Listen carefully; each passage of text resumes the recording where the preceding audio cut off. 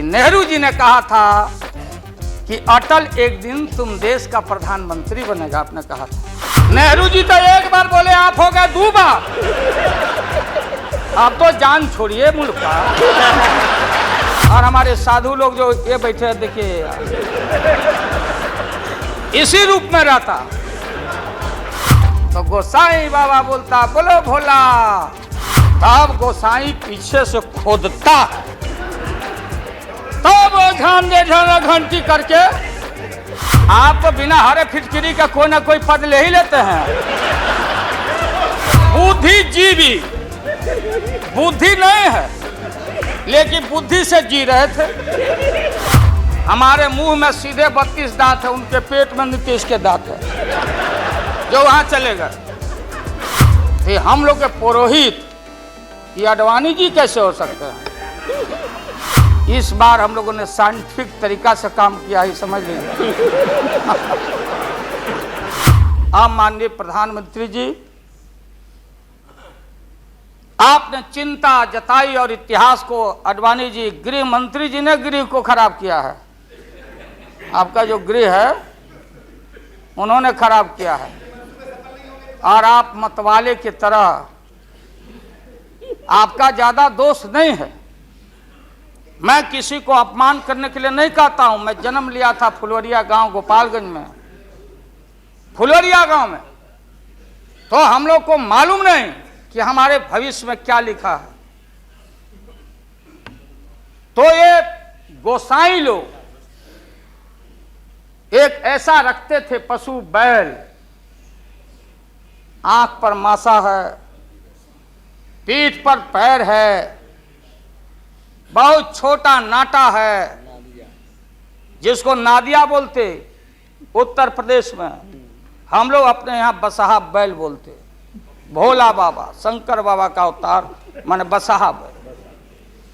और वो जो गोसाई है, कपड़ा उपड़ा उड़ा के और हजारों चिट्टी कौड़ी उसमें साट के रखता, गेरुआ बस्तर पहन लेता, और हमारे साधु लोग जो ये बैठे हैं, देखिए इसी रूप में रहता।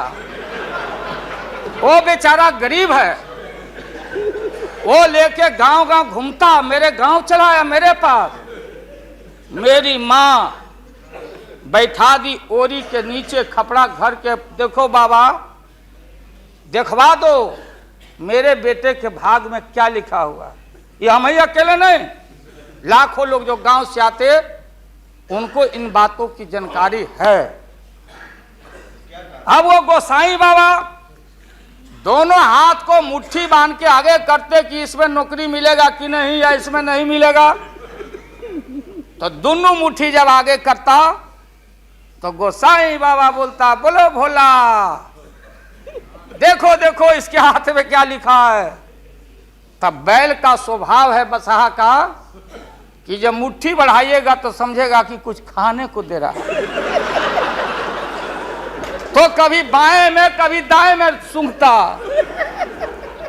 आज जब वो भोला बाबा समझ जाता, चेतनशील है कि हमको ठग रहा है गोसाई, तो बोलते रहता, पीठ ठोकते रहता, नहीं आता है सूंघने के लिए हाथ मुट्ठी। तब गोसाई पीछे से खोदता, तब ध्यान दे घंटी करके, महोदय मैं अपमान का नहीं, आप कभी कभी बढ़ते थे कोई काम करने के लिए, लेकिन फिर रिवर्स गियर में चले आते। जो नादिया का हाल रहा वही 13 साल में आपको नागपुर ने और एलआईओ ने हाल करके आपका रखा। ये है रखा 13 महीना।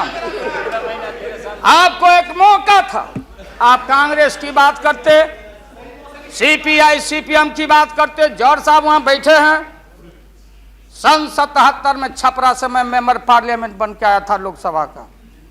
हम सब लोग एक साथ थे, सभी लोग आंदोलन में थे। आप लोग भी जेल, हम लोग भी जेल, कांग्रेस के खिलाफ हम लोग लड़े थे। उस समय जसवंत बाबू जेल में नहीं थे, जो फाइनेंस मिनिस्टर हैं। थे क्या आप जेल में? हाँ, कभी जेल नहीं, आंदोलन में जेल। आप लोग तो आप तो बिना हरे फिटकिरी का कोई ना कोई पद ले ही लेते हैं, चाहे इधर हो या उधर हो, दोनों पार्टी। अब उसमें आप अकेले नहीं, आप अकेले नहीं हैं। दिल्ली में ऐसे बुद्धिजीवी लोग हैं, बुद्धिजीवी, बुद्धि नहीं है लेकिन बुद्धि से जी रहे थे। तो खैर छोड़िए इन बातों को, ज्यादा आपको टॉर्चर करने की जरूरत नहीं। तो महोदय मैं बताना चाहता था, ये जौहर साहब हैं, अब बैठिए। सन 77 में महोदय हम लोगों को दिल्ली समझ में आया नहीं। दिल्ली में हम लोग जब आए, राज नारायण जी, जौहर साहब, चौधरी चरण सिंह जी, हम लोग उसी परिवार के लोग हैं महोदय, चाहे मुलायम सिंह जी हो और कोई हो या नीतीश जी उधर जो चले गए हैं। हमारे मुंह में सीधे 32 दांत है, उनके पेट में नीतीश के दांत है जो वहां चले गए। पेट में दांत, पेट वाला दांत बड़ा खतरनाक होता है। तो महोदय मैं सन 77 को याद दिलाना चाहता हूं, हम तो आपसे लड़ाई शुरू से लड़ रहे हैं, ये नई बात नहीं, किसी कारण से नहीं। जनता पार्टी का खंड खंड हुआ, कोई यहां गिरा, कोई वहां गिरा, कोई वहां गिरा। बंगलोर में हम लोग जुटे, नाम का सारा झगड़ा, ये सब बात। लेकिन सन 77 के सत्ता को हम लोगों ने लात मारा था। क्यों मारा? हम सत्ता के भूखे नहीं हैं। हमने उस सवाल को उठाया था। अरे नए नए आप आए हैं, मुझे अफसोस है कि आप लोग जा रहे हो इन लोगों की वजह से। सन 77 में दोहरी सदस्यता का सवाल उठाया गया था मजबूती से हम लोगों के द्वारा कि अगर आरएसएस में रहना है, जौहर साहब भी बोलते थे, छाती पर हाथ रख के बोले, यही उठाए थे। हम तो लोग नए थे, हम लोगों ने कहा था या तो आरएसएस में रहिए या तो जनता पार्टी में रहिए, दोहरी सदस्यता नहीं चलेगा इस मुल्क में, और देश के सेकुलर कैरेक्टर और फाउंडेशन को हम लात नहीं मारेंगे। आपको याद होगा, इसलिए हम लोग टूटे और हम लोगों ने नारा दिया, चरण नहीं तो चुनाव, और हम लोग चुनाव में गए। चुनाव में गए, हमारी लड़ाई आपसे है। आपने कहा अब बताइए, हिंदू हिंदू हिंदू हिंदू हिंदुत्व हिंदुत्व हिंदुत्व कौन विरोध करता? तो हम लोग के पुरोहित ये अडवाणी जी कैसे हो सकते हैं? ये हमारे पंडित कैसे हो सकते हैं? हम पंडित से पूजा कराते हैं। हमारी माँ बहन गांव गए सारे लोग, ये ठेका आपने कैसे ले लिया? आज इस देश का सेकुलर कैरेक्टर, सेकुलरिज्म है, इसलिए राबड़ी देवी गांव की बेटी मुख्यमंत्री बनती है। देश की एकता अखंडता, जब भारी नाक पर पानी आया तो हमने कहा मीडिया के लोगों को, महोदय, लोगों ने पूछा कि क्या करोगे? हमने एक कैलेंडर कर दिया, क्योंकि लोग रोज बोलते थे दिल्ली में, नहीं जयललिता जी से पैचअप हो गया, लालू मुलायम में लड़ाई हो गई विगत दिनों में, कोई कुछ।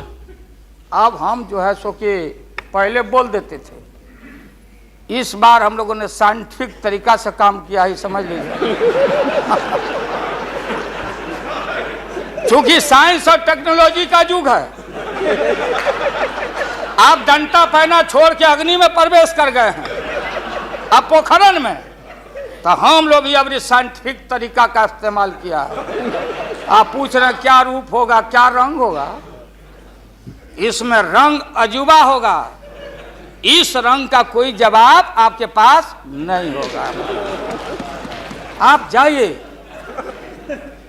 अभी भी मेरा सुझाव है, हालांकि सुझाव देने का हकदार आपके उम्र के आदमी के लिए हम नहीं जोग समझते।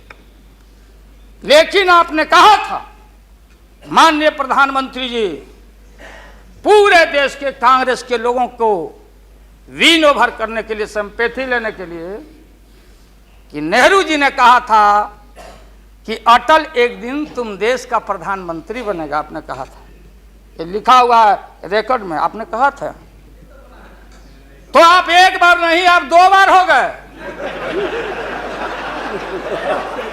नेहरू जी तो एक बार बोले, आप हो गए 2 बार। आप तो जान छोड़िए मुल्क का। महोदय, दूसरे का दे दीजिए। महोदय, क्या आपने कहा था? अब अपने हम लोगों ने, अब आप हम लोगों को पाठ पढ़ाते हैं। आडवाणी जी चले गए उठ के, आडवाणी जी उठ के चले गए, आप हमको पाठ पढ़ाते, हमको शिक्षा देते।